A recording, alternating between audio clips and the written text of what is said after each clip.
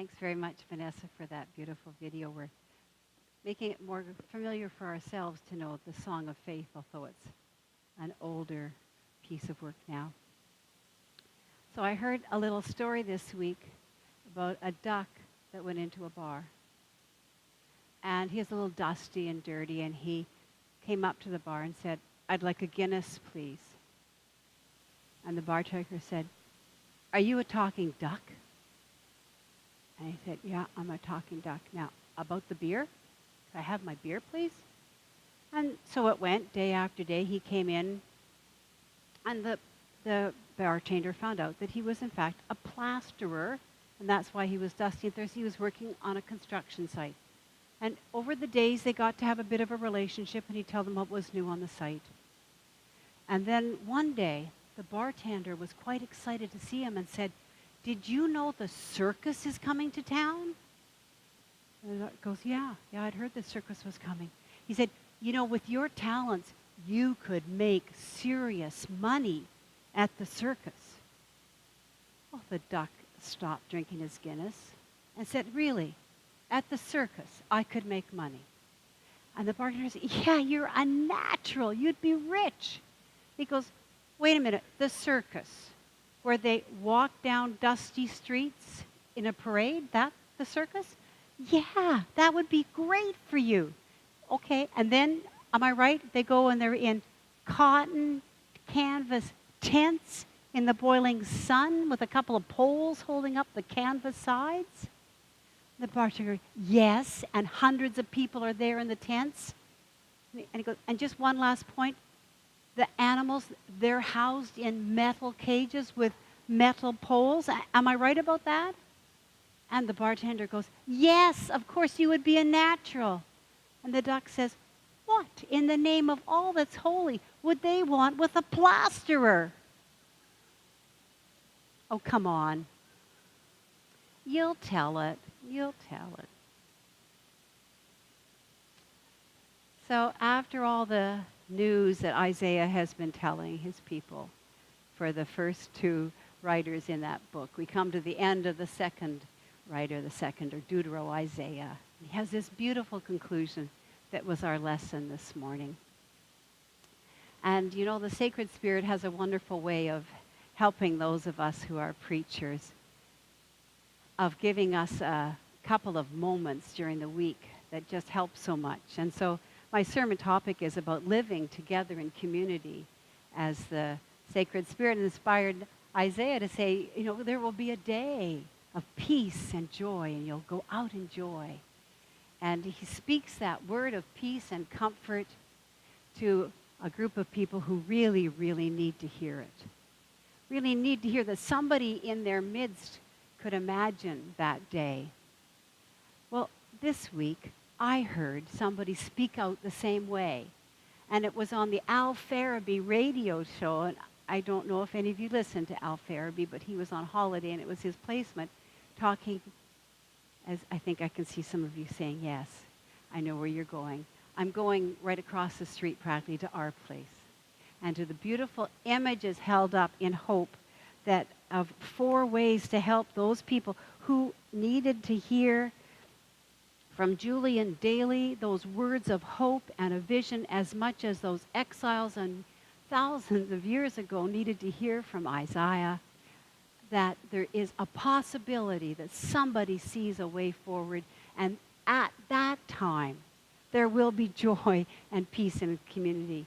And so the vision that our place and the conservatory held up is simple in a sense. It's elegant, but it is holistic. It takes care of all parts of the community that's in such pain. And imagine that you were part of that community, or you knew someone who was in that community, and so you could hear that. Would you not think, oh, that would be the gift of God, to have that community where there's housing and there's support, there's mental health workers, and there's strategic action against the predators. Imagine living there. You would feel like if that could happen, our community would be in joy.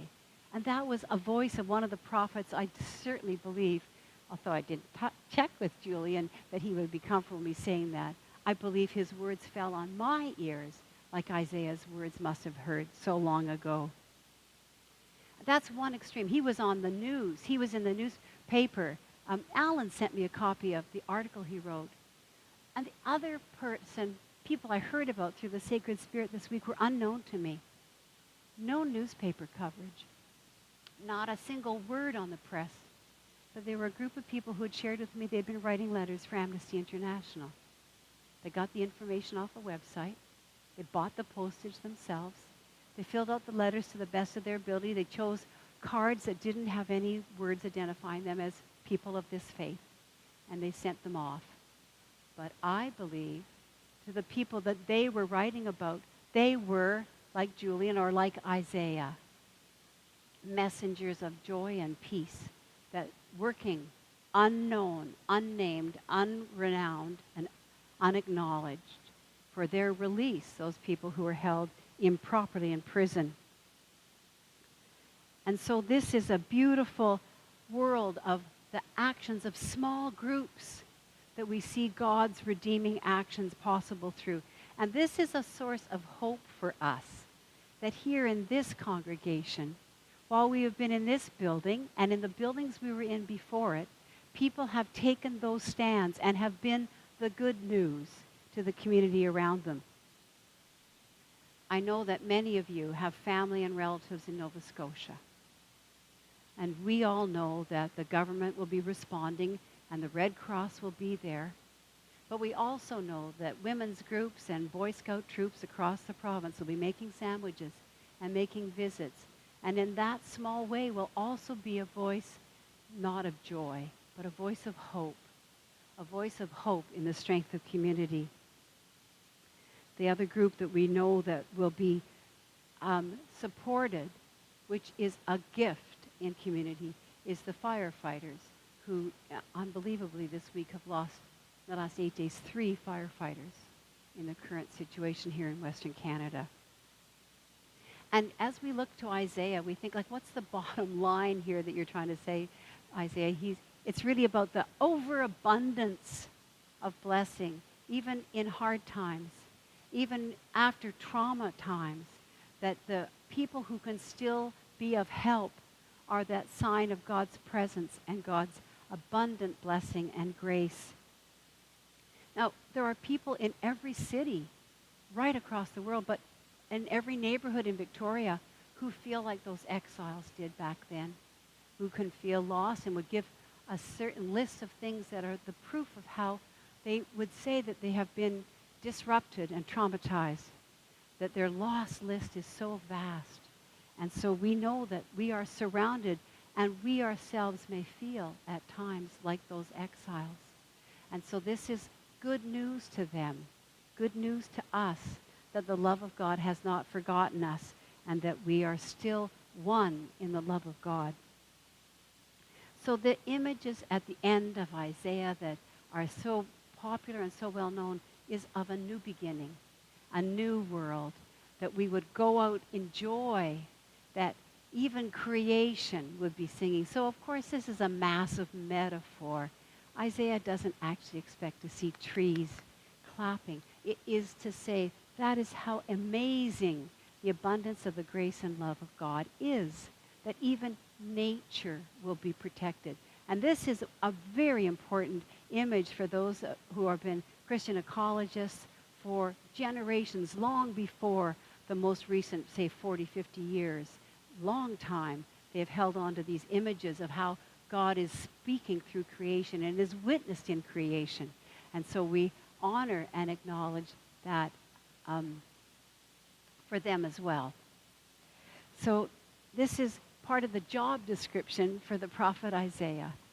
It's been a hard job for these people, whoever they were, who wrote under that name. Because not all their jobs are the ones we would covet, but this one maybe we would.